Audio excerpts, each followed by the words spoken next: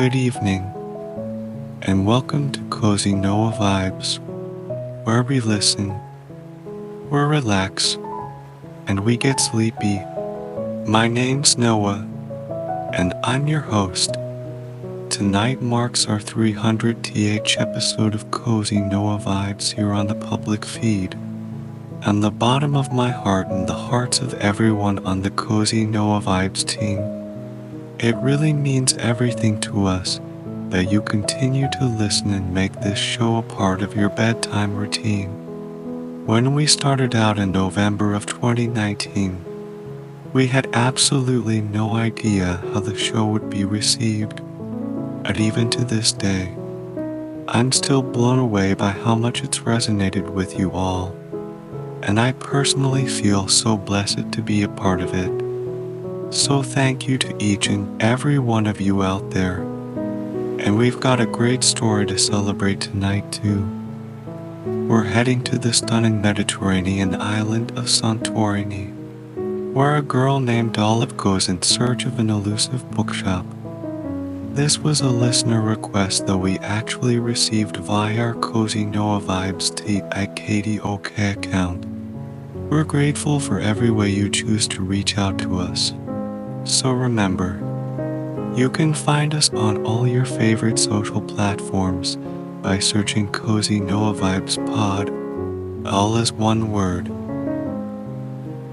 Okay, friends, before I start our story, let's settle in and take a moment to unwind, just as we have for all 300 episodes so far and will continue to do so. I know that the majority of you really appreciate having a bit of time to transition into a more relaxed state of body and mind when you come here to listen at night. So let's enjoy that opportunity once again. And now, begin by easing your breathing into a slower, deeper pattern, feeling the calming sensation that comes with the release of the out-breath. And while you focus on your breathing, I want you to know just how grateful I am for your company here tonight. However you feel right now, good or bad, settled or restless, or anything else lingering within, it makes no difference to how grateful I am for you. By being here, you're granting yourself a token of care. You are here to rest well and to feel more energized for the day ahead tomorrow. But your presence here also supports everything the team and I are doing. And for that, we are so full of appreciation to you. So be in no doubt as to just how special, unique, and appreciated you are. And with one more deep breath in and a gentle exhale, let your head sink further into the pillow and allow your mind to soften with it. Now, let your imagination carry you through our story.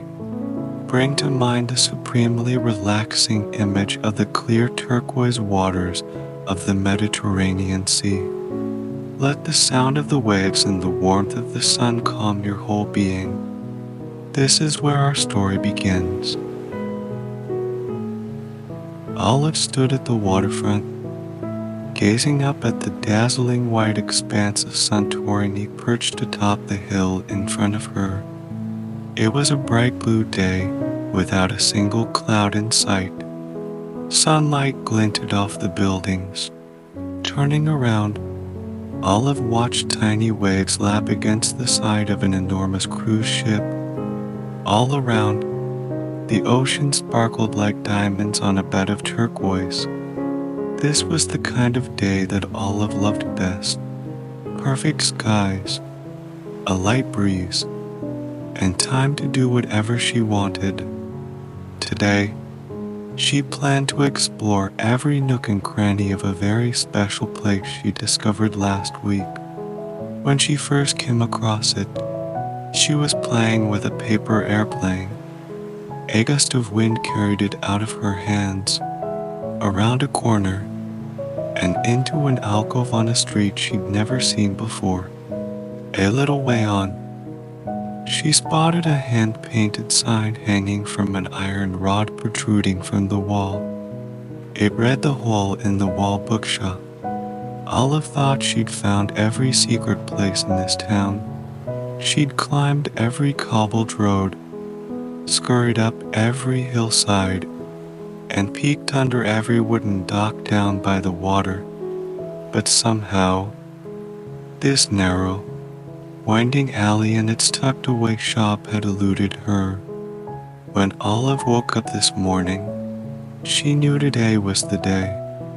She didn't have to be back until dark, so she'd have hours and hours to follow the twisting, turning little street wherever it led and inspect the shop if she could find it. Olive liked to see the big ships come into Santorini in the morning. She'd get dressed and make her way to the Caravioelate stairs, the long, wide steps that zigzag down from the cliffs to the old port below. At the bottom, she'd find a place to sit and watch all of the people coming into town. She especially liked the ladies wearing the wide-brimmed hats. Some of the hats had ribbons whose ends fluttered about the women's faces with every gust of wind. Strong breezes were common here on the island. While the weather was beautiful most of the time, Santorini was rocky and exposed to the elements. But the wind always carried with it the briny smell of the Aegean Sea and the dusty, salty fragrance of sun-baked rocks. Olive loved the familiar scent and took extra deep breaths whenever the breeze wrapped her in its warm embrace. As Olive watched a group of travelers disembark a smaller watercraft that had carried them to the port, everyone looked so happy and so excited for their day on shore. Olive understood their sense of anticipation. Though she knew Santorini like the back of her hand, she still felt a tingle of excitement every time she was about to spend a day exploring too. A few of the passengers glanced her way and smiled as they walked past. Sometimes she'd wave back, but today Olive was feeling thoughtful. She usually stayed down here for longer, but she felt the familiar pull of adventure. The Mystery Alley, as she'd named it, was waiting. So was the bookshop. She hopped off her perch and skipped to the bottom of the stairs. Coming down the hill was the easy part. It was much harder to go back up the nearly 600 steps to the top, but the incline wasn't bad. The switchbacks made the path meet and up the face of the cliff. It would be impossible to climb if you had to go straight up. It was moments like this that made Olive wish she had a pair of wings, so she could fly back up to town. But she supposed her own defeat would have to be good enough today.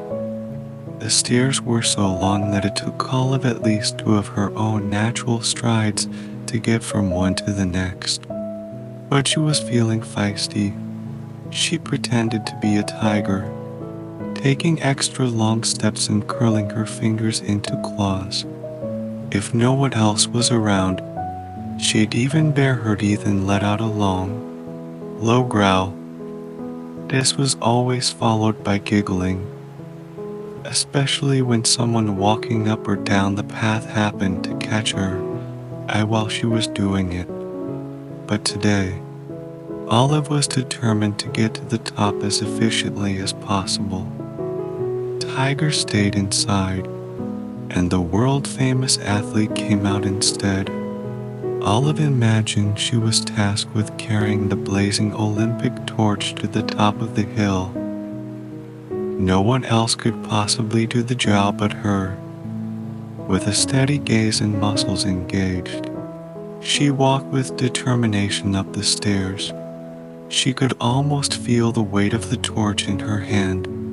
About halfway up, her legs were starting to get tired, but she was an Olympian, and tired legs wouldn't stop her. With the sound of the crowd cheering her on in her mind, Olive kept going. When she reached the final stair, she held out her hand, passing the invisible torch to the next runner who would take it across the sea. With a little bow and a cheerful smile, Olive turned and headed into town. Soon she was making her way down a quiet back street. It was barely wide enough for two people to pass each other going in opposite directions. Luckily, she was the only one in sight.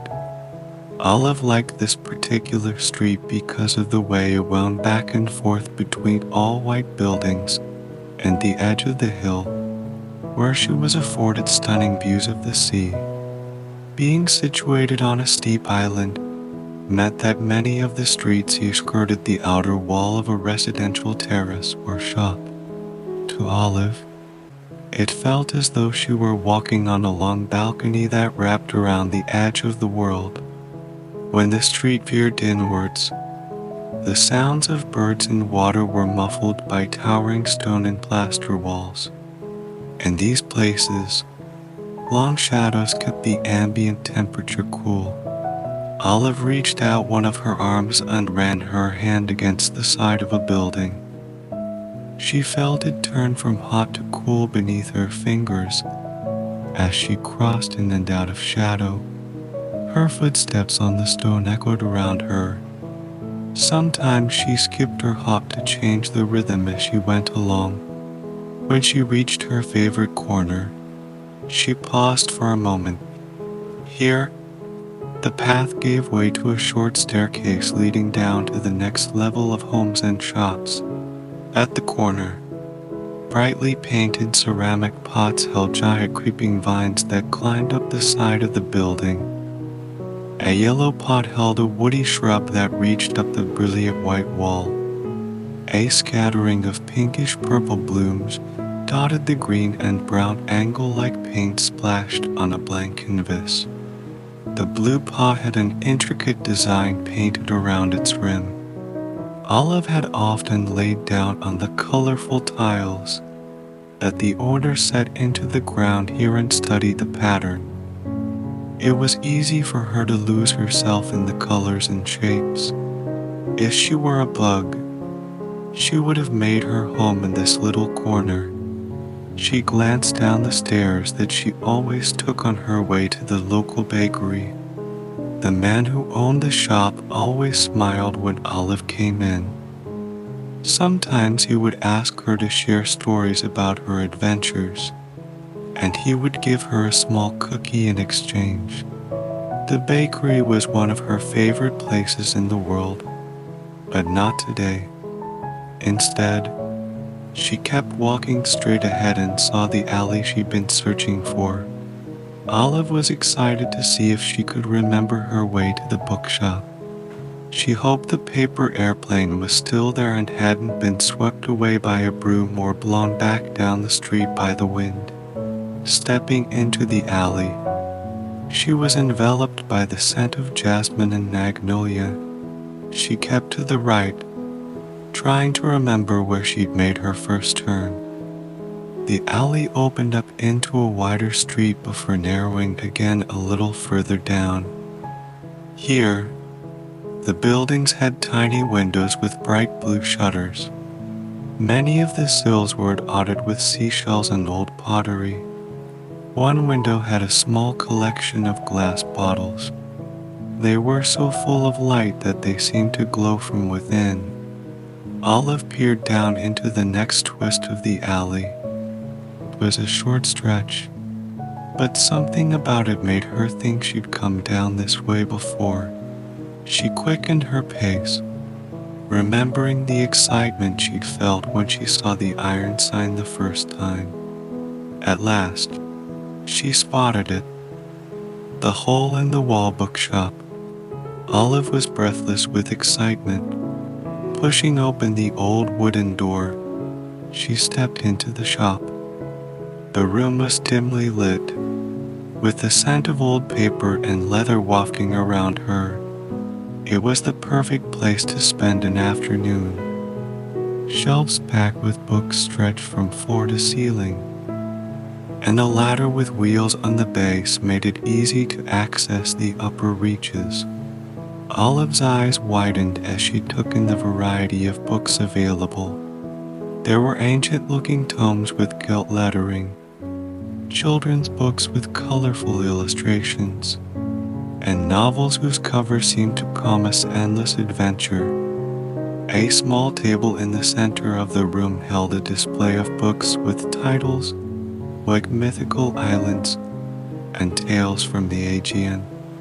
Olive picked up a book and leafed through its pages. She found herself drawn into stories of gods and heroes, mythical creatures, and ancient battles. Time seemed to stand still as she read. When she finally looked up, the light outside had shifted. It was time to go, but Olive knew she'd be back. As she left the bookshop, she felt a sense of contentment. The mystery of the alley had been solved, and she had found a new favorite place in Santorini. Olive made her way back to the waterfront, her heart full of the promise of new adventures yet to come. Thank you for joining me on tonight's adventure to Santorini and the delightful bookshop Olive discovered. I hope you found it as enchanting as I did. Now, as you drift off to sleep, let the gentle sounds of the Aegean Sea and the promise of new adventures fill your dreams. Sleep well, and until next time, sweet dreams.